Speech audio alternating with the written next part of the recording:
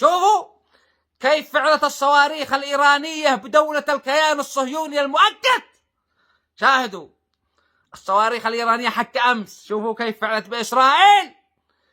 أي واحد مريض تعب فيك القولون، فيك الروماتيز، ما يحتاج علاج، ما يحتاج مغذيات وإبر وحبوب. هذه المشاهد علاج. تشاهد هذه المشاهد وانت مريض تتباخر على طول.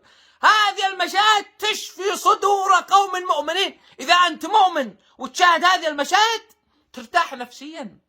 هذه المشاهد تريح المؤمنين. وهذه المشاهد إذا شاهدها منافق يزداد نفاق. إذا في منافق ويشاهد هذه الفيديوهات يمرض، يتعب، يضيق، لأن هذه الفيديوهات للمؤمنين فقط تشفي صدورهم. شاهدوا هذه الفيديوهات الذي بتريحنا نفسيا. شاهدوا المنافقين ما يرتاحوش لهذا الفيديوهات، يضيقوا. المنافقين نفس قصة قابيل ابن آدم، عندما الله شرح القصة حق بني آدم قال: إذ قربا قربانا فتقبل من أحدهما ولم يتقبل من الآخر. الاثنين قدموا قربان إلى الله، الله تقبل من واحد وما تقبلش من الثاني. الذي الله ما تقبلش منه قال للذي الله تقبل منه لأقتلنك. شوفوا كيف النفسيات. لأن الله تقبل من أخوه قال له لأقتلنك. ليش الله يتقبل منك وما يتقبلش مني؟ بدل ما يقول الله تقبل من أخي وما تقبلش مني لأني مقصر، لأني مذنب، ضروري إن أنا أتوب أراجع حساباتي علشان الله يتقبل مني نفس ما تقبل من أخي. لا، ما قالش هكذا، قال لأقتلنك. ليش الله يتقبل منك وما يتقبلش مني؟ هكذا المنافقين. ليش الله يوفق اليمن وإيران لمواجهة إسرائيل وما يوفقناش؟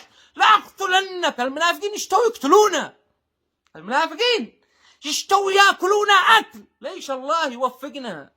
ليش الله يتقبل مننا الصواريخ على اليهود الصهاينة؟ ليش الله يوفقنا لمواجهة الكيان الصهيوني وما يوفقهمش؟ لأقتلنك. يشتوا يقتلونا، بيشوهوا صورتنا. مجوس، روافض، شيعة، كذابين، مسرحيات، لا تصدقوا، متفقين، يشتوا يقتلونا، ولكن ما قدروش يقتلونا فرجعوا ينافقوا. مسرحيات، كذابين، والله انهم ويحلفوا بالله. منافقين مهما فعلتوا. احنا دارين ان نفسياتكم خبيثة، فلذلك الله ما وفقكمش.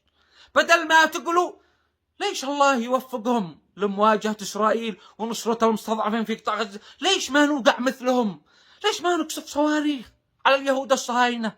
ليش ما نوقف إلى جانبهم ضد اليهود الصهاينة؟ لا، ما بيقولش هكذا. لا، كذابين ومسرحيات، لا تصدقوا لهم. لأقتلنك.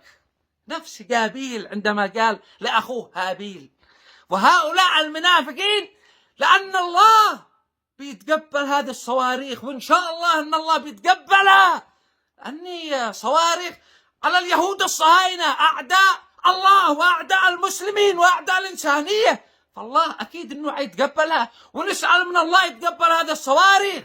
المنافقين ضابحين، ليش الله يوفقهم؟ ليش ما يوفقنا؟ الله ما وفقكم لأنكم خبيثين، لأن نفسياتكم خبيثة، لأنكم ما بتدوروش حق وباطل، ما بتدوروش جنة ونار، ما بتدوروا مصالحكم الشخصية. ومن أجل مصالحكم يا منافقين أتكفروا بالله، أتكذبوا الحق، أتوقفوا إلى جانب اليهود الصهاينة من أجل مصالحكم الشخصية. وفي الأخير نقول لهؤلاء المنافقين: موتوا بغيظكم.